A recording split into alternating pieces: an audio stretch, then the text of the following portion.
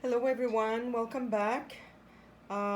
This is a flip through of my Hummingbird Journal, finally done.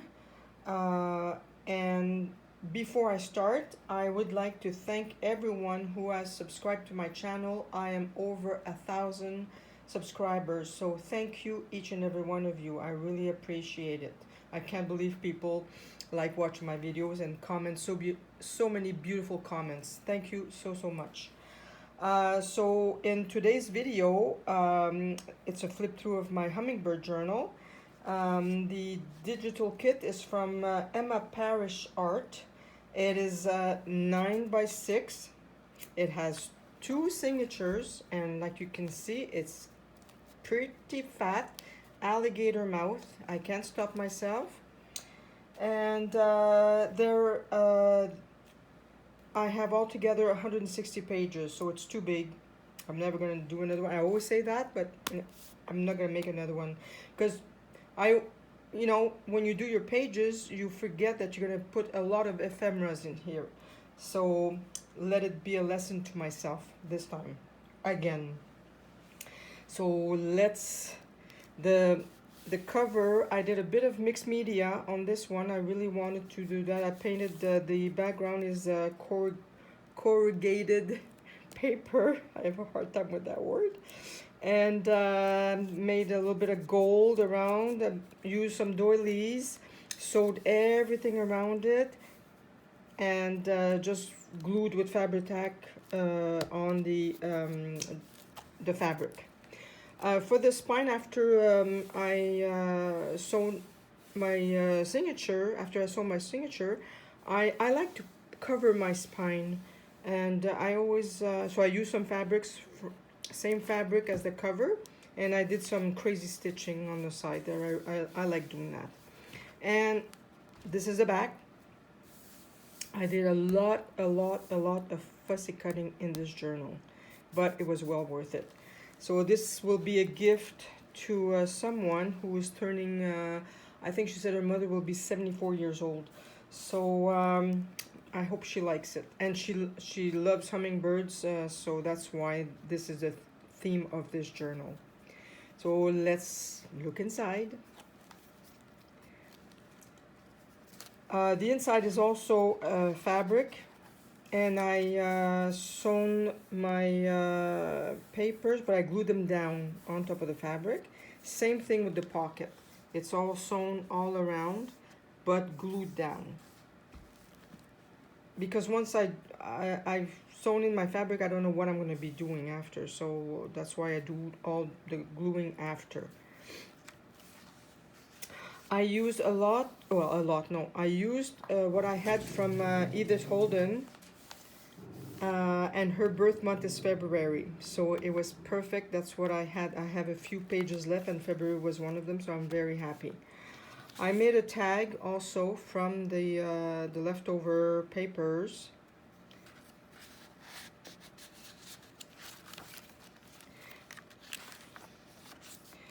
Did some stenciling. This is an altered paper clip, and I've added a little charm in here. This is a mailer with just collaging of the papers with a little tab here that she can write on the back, and it's hidden. I've used a little bit of antique paper. Like I said, I noticed that when you gift the journals, and people that don't do junk journals, they don't understand the idea of putting old papers and dictionary paper and music sheets and so on. So I try to limit myself. I love doing it, but I try to limit myself because I always get the same question: why do you put old papers in there?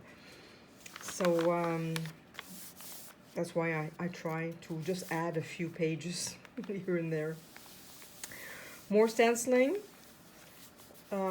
Some words that I got from, I think this one is my porch prints, but I'm not sure. These, I bought Tracy Fox's birth month tags, and I used February for the lady's birthday. And also it has a hidden little tag so she can write things in there as well. And a lot of more fussy cutting on this one. So this, everything is sari silk in here. I didn't use any other kind.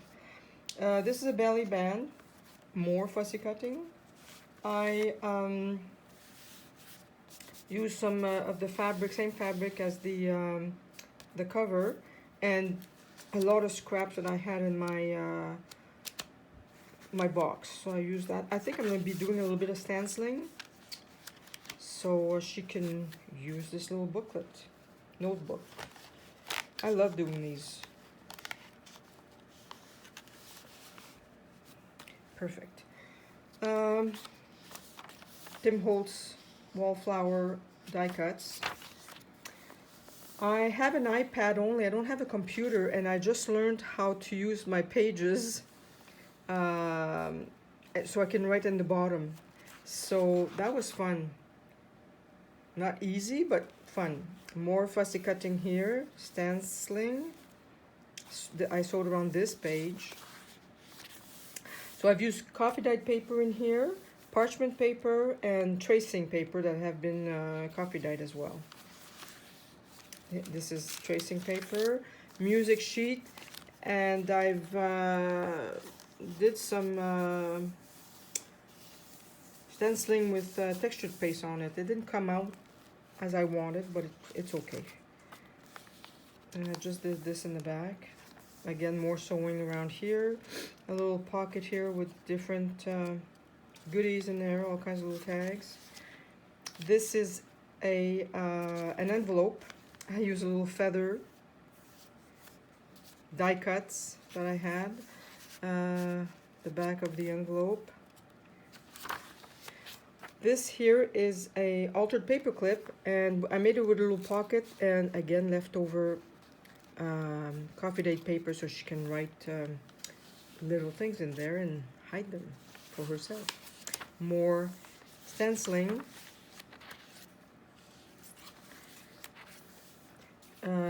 Die cut some birds here, a flower, just some stencil in the back. More coffee dyed paper. Here is the middle of the first signature, and I made a pocket with another little booklet, just with ordinary pages, and she can add all kinds of things in here when she has her book journal. Fussy cutting, and I did all the I watercolored this. It was fun.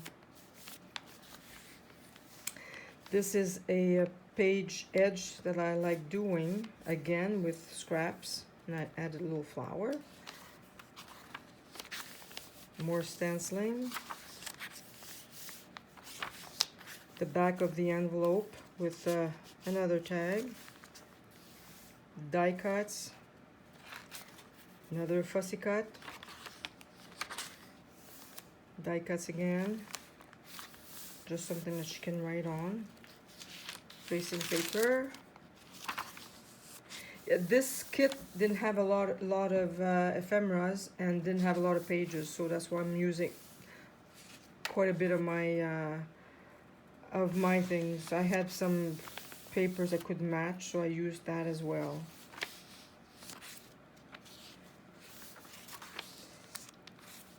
A little die cut here, put some little tags in here. Another page. I like making these, I really do. They're cute. And I have a die cut for little bird houses, so I will use one of those in here. Another tag, and I had this paper, so I just made a little tag to fit in here. And another little journaling card. The back of the antique paper, and this is from Lorna TaylorMade, from Lorna TaylorMade Journals. I love them, and I'm going to be using them in other journals, but for this one I just used this page, and I've got a pink one in the second signature. More ephemeras. This comes with the kit. This is Mrs. Cogg's hummingbirds, because like I said, the kit didn't have very much. Again, more from leftover paper. I just tore everything up and glued it down, and then I sewed it all around it. Stenciling. So she has a lot of pages to write in. This is the back of the February paper from Edith Holden. And this is the end of the first signature. I put a little bit of gold textured paint in here. I like it. It was nice because I made my pencil mark, and I tried to erase them and it didn't come out. So to hide the pencil mark, I just put a little bit of gold glitter in there. So this is another page from Edith Holden for February. More stenciling, coffee dyed paper. This one I left it open so she can write in here, and she can write like this as well. I also printed on this is parchment paper. Sewed in the pocket. This I made with a Velcro, and she can write in here if she wants, or add little trinkets.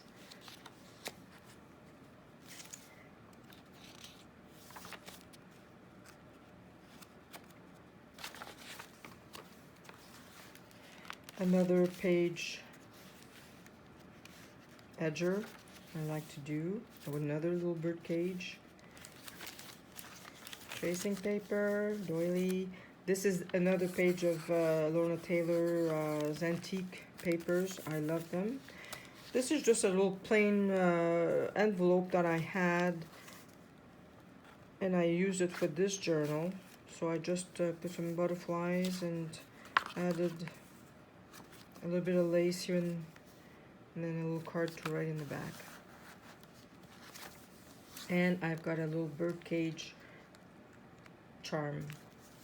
A little postcard here that she can journal in the back. This is a glassine bag that I covered, die cut. She's got little things in here. More decoration in the back. Used my little birdhouse. This is just brown paper. I wanted to try and do something different, but then just with the brown paper it didn't look very nice, so I just added I've got green vellum here, little hummingbird from Mrs. Cogg, and sewed all around and just glued it down. This is also from Mrs. Cogg. Dictionary page, did a bit of stenciling on here. Another little pocket with tags. This is an envelope that just stenciled the front, but I made a tag over here with the die cuts.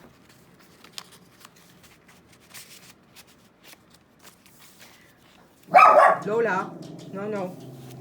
And more pages here. Another little envelope, and I put all my die cuts. I watercolor all the die cuts. Little bird cage here, cute little bird cage. This is a pocket. This is the middle of the second signature, and inside this pocket I made a doily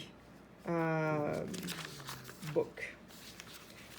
I made those a long time ago, and I'd forgotten about it. You just use your paper, and I decorated it so it goes in here. And she can take it out and put other things in here. Another altered paper clip with a pocket and more coffee dyed paper. Another pocket here with more ephemeras, big tag in the back. She has lots of space to write. Another page edge. That's the back of the envelope. I did some stenciling, more die cuts. And that's it. The bigger your book, then you run out of ideas of how to decorate it. So this again was leftover from Edith Holden, and I just the back of my doily, watercolored some die cuts, more sewing on this paper. This is the back of the glassine bag, more tags, decorated this one, antique paper, parchment paper, another altered paper clip. This one is sewn in, it's got a little bit of fabric here. Got a little key on this one. This is my birdhouse that I made following Louisa Heinzel's tutorial. I really love it. This is all fussy cuts of the journal, of the DigiKit. And at the end here I've got my little pocket with two little tags in here, another fussy cut and painting, and last pocket with 3 tags or writing cards, the back of Edith Holden, and that's it. And that's the back of with a pocket. I write a letter to the person who's going to be getting the journal, and that's it. I hope you enjoy it. It's, like I said, very big, and I made her birthday bag, so all this is going to be wrapped up to go in this this bag. So thank you for watching, and I'll see you next time. My next projects are going to be for myself. I want to do a lot of mixed media, and I want to make myself a neutral journal so that I can paint in it and play around with all kinds of textured pastes. And I want to do a fabric cover, but with all my leftover fabrics, a big, like a quilt. I'd like to do that. So that's going to be my next project. Thank you for watching, and take care, and I'll see you next time. Bye bye.